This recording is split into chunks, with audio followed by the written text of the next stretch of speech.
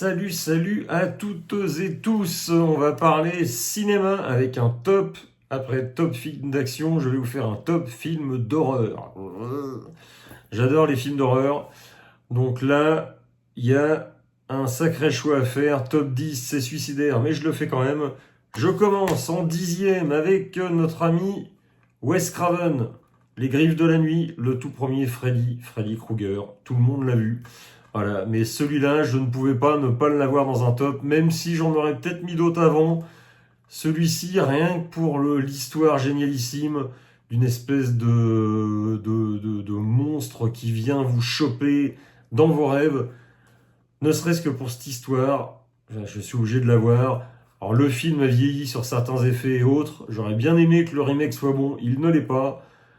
Mais puis là, il y a quand même une des scènes de meurtre les plus inventives et les plus génialissimes, hein, quand elle est traînée au plafond sur les murs et tout, c'est complètement génial. Le pauvre Johnny Depp, ce qui lui arrive, enfin voilà. Bon. Pas mon préféré de Wes Craven, j'aurais mis Scream, mais là on est dans le film d'horreur. Scream, c'est plus un slasher thriller. Mais celui-ci, franchement, voilà, je devais l'avoir dans le top. Et une petite pensée pour le défunt Wes Craven.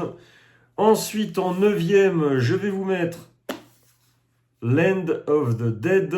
Donc, c'était le 4e volet, hein, au début, c'était une trilogie. C'est devenu ensuite une tétralogie. Plus, ensuite, je crois qu'il y en a eu 5, voire 6 des films de zombies de George Romero.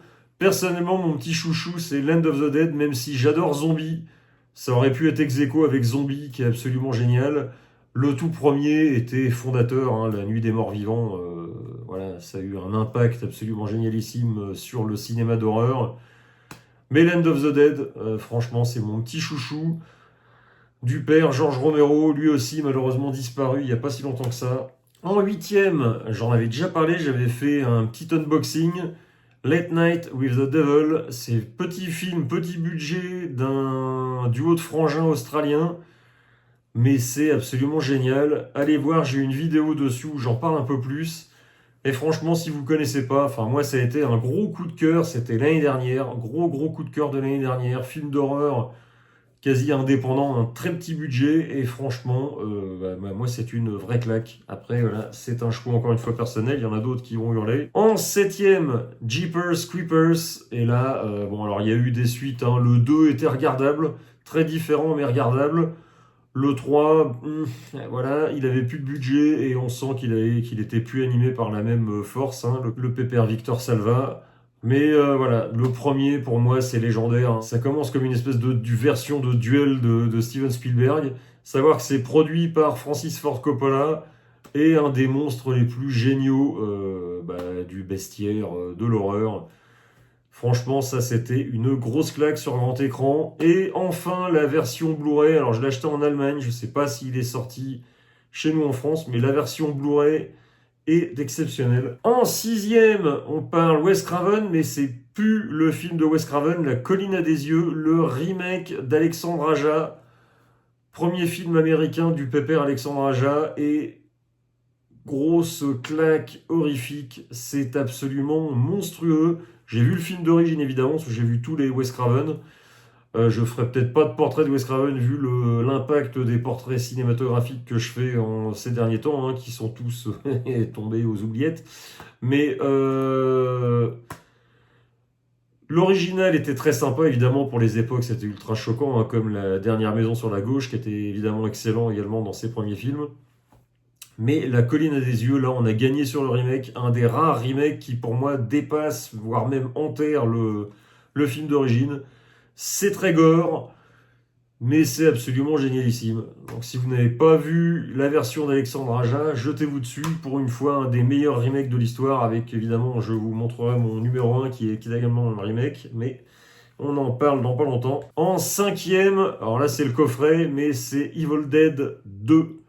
Savoir que j'aime bien les deux, le premier et le troisième, mais pour moi c'est Evil Dead 2, donc, qui est dans ce classement. Sam Raimi, son mélange d'horreur slash comédie à la Tex Avery, complètement barré. C'est un métrage, alors si vous l'avez pas vu, bon, c'est un méga gros classique, mais pour les jeunes cinéphiles, pardon, qui pourraient parcourir cette page, on sait jamais. Jetez-vous dessus, c'est un pied extraordinaire, même si évidemment les effets spéciaux c'était fait avec 3 bouts de ficelle. C'était un peu mieux que le premier, parce que le premier était vraiment très très très fauché. Il l'avait fait, je sais même pas s'ils avaient pas mis 1 ou 2 ans, ils l'avaient bricolé avec des fonds venus de. Ils avaient pris de l'argent chez des dentistes et autres, ils l'avaient financé à la One Again. Celui-là, c'était financé, il y avait plus de budget, ça se voit, mais ça reste quand même un film vraiment fauché. Mais pour un film fauché, une inventivité vraiment absolument géniale.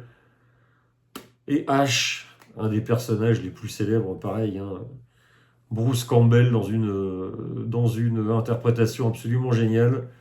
Mélange horreur-comédie qui marche à 2000 à l'heure. En quatrième, le roi de l'horreur, John Carpenter, Prince of Darkness, le prince des ténèbres. Et là, pareil, grosse claque. Des scientifiques qui vont aller étudier ce qui se passe dans une église. Il y a un liquide bizarroïde. C'est fait avec 3 bouts de ficelle parce que Carpenter s'était planté avec les aventures de Jack Burton qui avait fait un flop absolument phénoménal. Les studios voulaient plus bosser avec lui. Il est revenu, enfin plus bosser, plus lui donner des gros budgets en tout cas. Il est revenu avec un deal, faire 2 films pour 3 millions. Donc il y a 1,5 million sur celui-ci, 1,5 million. Et quand on voit le résultat, chapeau bas. L'autre étant Invasion Los Angeles. Donc les deux fauchés et les deux sont cultissimes aujourd'hui. Invasion Los Angeles, il sera dans un top science-fiction en ce qui me concerne. Mais voilà, Prince des Ténèbres, une ambiance poisseuse, c'est ultra dark, mais c'est absolument génial. En troisième, je ne pouvais pas ne pas parler de James Wan, un de mes chouchous, et de Conjuring. Je vais pas dire le seul de bon, parce que le deuxième fait par James Wan est encore un très bon film. Les autres, aux oubliettes, tous les dérivés, Annabelle et compagnie, bon ouais, ça se regarde et ça s'oublie aussitôt. Celui-ci, le premier, est franchement très bien amené. Il n'y a que un petit peu la fin qui est un petit peu exagérée. Je ne vais pas pas raconter pour ceux qui ne l'auraient pas vu.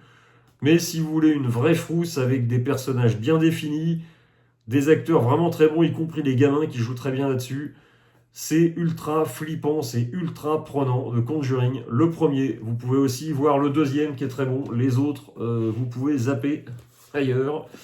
Deuxième, j'en ai déjà parlé, voilà, L'Exorciste, William Friedkin. Encore une fois, j'insiste, la version d'origine de 1972 ou 73, pas la version retrafiquée, parce qu'on trouve les deux sur ces nouvelles galettes.